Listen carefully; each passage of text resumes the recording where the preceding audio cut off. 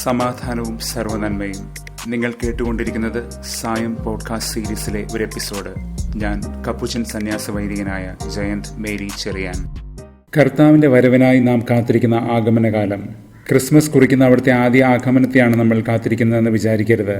അല്ലാത്തതുകൊണ്ടല്ല, എന്നാൽ അതിലേറെ കാത്തിരിക്കുന്നത് അവിടുത്തെ പുനരാഗമനത്തെയാണ്. ഇതിന്റെ തെളിവാർന്ന കാഴ്ചയാണ് ആഗമനകാലം.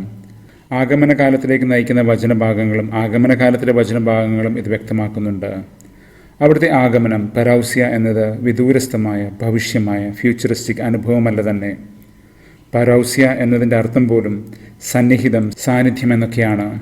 ദൈവം തൻ്റെ നിതാന്തമായ സാന്നിധ്യം നമുക്ക് ഉറപ്പിച്ചു തന്നു കഴിഞ്ഞതാണ്.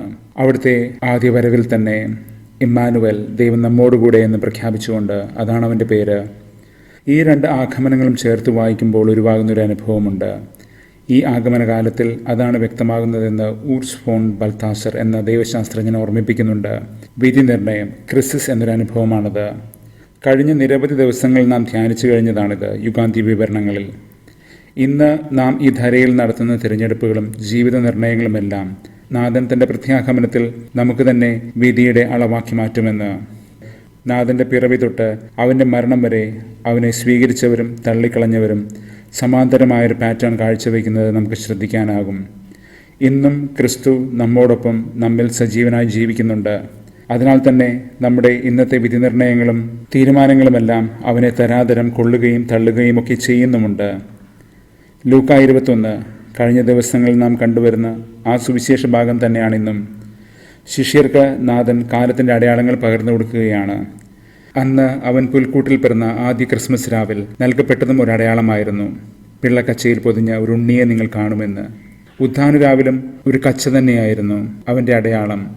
അവൻ മടങ്ങി വരും എന്ന സൂചന നൽകി ബാക്കി വെച്ച ഒരു കച്ച. നാഥൻ്റെ ഈ വരവിൽ നമുക്ക് നാഥനെ അഭിമുഖീകരിക്കേണ്ടി വരുമ്പോൾ അവൻ്റെ മുൻപിൽ നിവർന്നു നിൽക്കാനാകുമോ എന്നതാണ് പ്രധാനം. ഈ ദിവസങ്ങളിൽ തിരുവചനം നമ്മെ ഓർമ്മിപ്പിച്ചിരുന്നതും അതാണ്. കണ്ണുകൾ ഉയർത്തി നിൽക്കുക, രക്ഷ സമീപസ്ഥമായിരിക്കുന്നു എന്ന് പറഞ്ഞുകൊണ്ട്. രക്തിതൂതോ, അതായത് നേരെ നിൽക്കാനുള്ള ആ സിദ്ധി, ഇതാണ് ഇന്നത്തെ വായനകളിലെ ആധാരവാക്യം.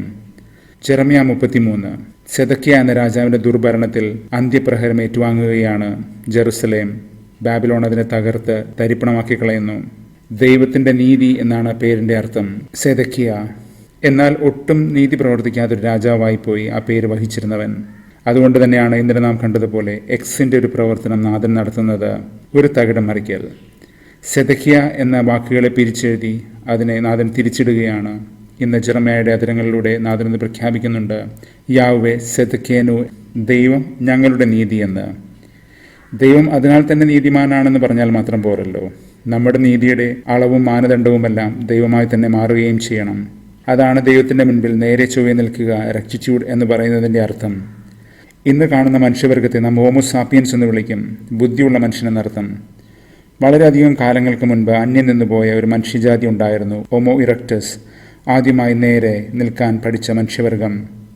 അന്നു മുതൽ പദമൂന്നി നേരെ നടന്ന് അമർത്തി നടന്ന് മനുഷ്യൻ ബുദ്ധി കൊണ്ട് എല്ലാം നേടിയെടുക്കാൻ ശ്രമിച്ചു കഴിഞ്ഞു. ദൈവത്തെ പോലെ ആകാനായി അവന് സാധിക്കുമെന്നവൻ കരുതുന്നു. അവൻ ബാബേലുകൾ നിർമ്മിച്ചു, ദൈവത്തെ വെല്ലുവിളിച്ചു, സഹജനെ ചവിട്ടിമെതിച്ചു, ഭൂമിയെ വെണ്ണീറാക്കി. T.S. എലിയട്ട് പറഞ്ഞതുപോലെ വേസ്റ്റ് ലാൻഡ്. ഇതൊരു ചരിത്രാതീത മാതൃകയാണ്, ട്രാൻസ് ഹിസ്റ്റോറിക്കൽ പാറ്റേൺ. മനുഷ്യൻ എക്കാലത്തും ഇത് ചെയ്തുകൊണ്ടിരിക്കുന്നു, ഇനിയും ചെയ്യും. ഇന്ന് ജെറമ്യയുടെ പ്രവചനത്തിലെ ആ ചരിത്ര സന്ധ്യയിൽ, ഹിസ്റ്റോറിക് ഇൻസ്റ്റന്റ് നമ്മൾ എടുത്ത് ശ്രദ്ധിച്ചാൽ, ബാബിലോൺ ജെറുസലേമിനെ വെണ്ണീറാക്കി കളഞ്ഞിരുന്ന ആ സമയത്താണ് ആ കരിനിലത്ത് നിന്ന് ദൈവം നീതിയുടെ ഒരു മുളയെ കിളിർപ്പിക്കുമെന്ന് പറയുന്നത്. A shoot of righteousness. അവിടുത്തെ നീതിയെ കുഴിച്ചു മൂടാനാകില്ല. അതിനാൽ തന്നെ ആ നീതിയെ വരിച്ച് ജീവിത പ്രമാണമാക്കുക എന്നത് മാത്രമാണ് മനുഷ്യരായ നമുക്കിനി ചെയ്യാനുള്ളത്. ഈ നീതിയുടെ മുളയാണ് ക്രിസ്തു. ആദ്യത്തെ ആദാം ചുട്ടുകരിച്ചതൊക്കെയും രണ്ടാമത്തെ ആദാം വീണ്ടെടുക്കുന്നു, പുത്തൻ തളിരുണർത്തുന്നു. രണ്ടാമത്തെ ആദം ഒരു ആവർത്തനമാണെന്ന് പറയുന്നത് അതുകൊണ്ടാണ്. വീണ്ടെടുപ്പുകളാൽ നിർഭരമാകുന്ന ഒരു ആവർത്തനം, പഴയതെല്ലാം കടന്നുപോയി എന്ന് പറയുന്ന പുതുതായ ക്രമം. ഇതാണ് നാഥൻ്റെ പ്രത്യാഗമനം. ഇന്ന് സങ്കീർത്തനം 25 ഇങ്ങനെ ഉയർന്നു നിൽക്കുന്ന, ദൃഢമായി നിലകൊള്ളുന്ന ദൈവത്തിൻ്റെ നീതിയെ സൂചിപ്പിക്കുന്നുണ്ട്, റെക്റ്റിറ്റ്യൂഡ് ഓഫ് ഗോഡ്. ആ അനുഭവം എൻ്റെ ഹൃദയത്തെയും എൻ്റെ ആത്മാവിനെയും നിർഭരമാക്കുകയാണ്. നെഫേഷ് എന്നൊരു വാക്കാണിത് ആത്മാവിനെ സൂചിപ്പിക്കുന്നത്. ആദാമിൽ ദൈവം നിവേശിപ്പിച്ച ജീവാത്മാവിൻ്റെ സൂചനയാണിത്, നെഫേഷയ്യ. ആദ്യത്തെ ആദാം, മണ്ണണിഞ്ഞ ആദാം, അക്ഷയനായ രണ്ടാമത്തെ ആദാമിനെ പോലെ ആയതും ഈ ജീവനിശ്വാസം കൊണ്ടാണെന്ന് ശ്ലീഹ ഓർമ്മിപ്പിക്കുന്നുണ്ട്. നമ്മൾ ക്രിസ്തുവിനെ പോലെ ആയത്. സുഹൃത്തുക്കളെ വിശുദ്ധ തോമസ് അക്വിനാസ് രക്ത റാത്സിയോ ജിബീലിയം എന്ന് വിളിക്കാറുണ്ട്. മനുഷ്യൻ തൻ്റെ ദൈവിക നിയതിയെ, യുക്തിയെ, നിയോഗത്തെ റാത്സിയോ, നേരാംവണ്ണം രക്ത പ്രയോഗിക്കാനുള്ള അജിബീലിയും ശീലമാണ് അത് എന്ന്. ക്രിസ്തുവിൻ്റെ വരവിന് വേണ്ടി അങ്ങനെ തിടുക്കപ്പെട്ട് കാത്തിരിക്കുന്ന ഇമ്മിനൻറ്റ് പെറൗസിയ. 1 തെസ്സലോനിയർ ലേഖനം ഇന്ന് നമ്മളോട് സംസാരിക്കും 3-4 അധ്യായങ്ങളിലൂടെ എങ്ങനെയാണ് നമ്മൾ ക്രിസ്തുവിന് വേണ്ടി കാത്തിരിക്കേണ്ടത് എന്ന്. ക്രിസ്തുവിനെ പോലെ ആയിരുന്നുകൊണ്ട് തന്നെയാണ് ക്രിസ്തുവിന് വേണ്ടി നമ്മൾ കാത്തിരിക്കേണ്ടത്. അതുകൊണ്ട് തന്നെയാണ് പരസ്പര സ്നേഹം എന്ന ഒരൊറ്റ ജീവിത പ്രമാണത്തെ ശ്ലീഹ ഇവിടെ എടുത്തുയർത്തി പ്രതിഷ്ഠിക്കുന്നത്. ക്രിസ്തുനാഥൻ വരുമ്പോൾ നമ്മുടെ ഹൃദയങ്ങളിൽ ഈ സ്നേഹക്കുറിയാണ് നിർണയമാകാൻ പോകുന്നത്. ക്രിസ്തുസ് ഈ തിമിർത്ത് മറിയുന്ന ലോകവ്യവസ്ഥയിൽ ഒരു ചെറുമുള എങ്ങനെ അതിജീവിക്കും എന്ന് നമുക്ക് സംശയം തോന്നാം. നീതിയുടെ സ്നേഹത്തിൻ്റെയും മുള. എന്നാൽ മറക്കരുത്, ഒരു കൊടുങ്കാറ്റിനും കുലുക്കാനാകാത്ത മഹാതരുക്കളായി നമ്മൾ മാറുകയാണ്. നീതിയുടെ ഓക്കുമരങ്ങൾ. ഏഷ്യ 61:3. ഈ ആഗമനകാലമൊക്കെയും ഏഷ്യയുടെ ഗ്രന്ഥത്തിൽ നിന്നുള്ള വായനകൾ നിറയുമ്പോൾ ഈ ജീവിത പരിണാമം കൂടി ചേർത്ത് വായിക്കണം. വെറുതെ അല്ലല്ലോ ഏഷ്യയെ ഒരു സുവിശേഷം എന്ന് പലരും വിളിക്കുന്നത്.